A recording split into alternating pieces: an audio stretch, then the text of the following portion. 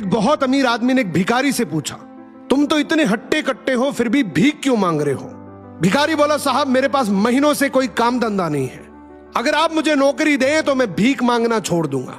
अमीर बोला, मैं नौकरी तो नहीं दे सकता, लेकिन तुम मेरे बिजनेस पार्टनर बन सकते हो। मेरे पास एक चावल का प्लांट है, तुम चावल बाजार में सप्लाई करो और मुनाफा महीने के अंत में बांटेंगे। भिखारी ने कहा, लेकिन कैसे बांटेंगे? क्या मैं 20% लूंगा और आप 80%?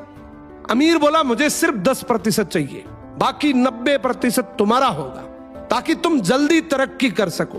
भिखारी ने जोरों से काम शुरू कर दिया। उम्दा चावल और सस्ते दामों से उसकी बिक्री बहुत बढ़ गई और उसे खूब मुनाफा हुआ। लेकिन जब मुनाफा बांटने का समय आया तो भिखारी ने सोचा, सारी मेहनत तो मैंने की है, तो अब अमीर आदमी को 10% क्यों दूं?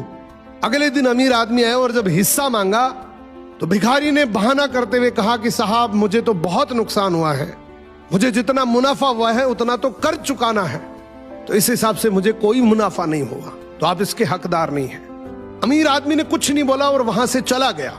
भिखारी बड़ा खुश हुआ, सोचा सारा प्रॉफिट मेरा हो गया।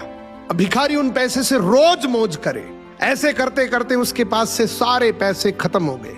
अब पैसे भी नहीं है और काम धंधा भी नहीं है, तो मजबूरन उसको फिर से भीख मांगना शुरू करना पड़ा। एक दिन वो अमीर आदमी उसके पास से गुजरा और उसको देखा, क्या ये तो फिर से भीख मांगने लग गया। अमीर आदमी ने एक बहुत अच्छी बात बोली कि इस दुनिया में गरीब और अमीर आदमी जो होता है ना, उसमें सबसे बड़ा डिफरेंस होता है उसकी सोच का। एक रिच माइंडसेट हमेशा ये सोचता है कि मुझे भी प्रॉफिट हो जाए और मेरे साथ जो काम कर रहे हैं उनको भी प्रॉफिट हो जाए, लेकिन एक पुअर माइंडसेट हमेशा ये सोचता है कि जो भी प्रॉफिट हो सिर्फ मुझे ही हो।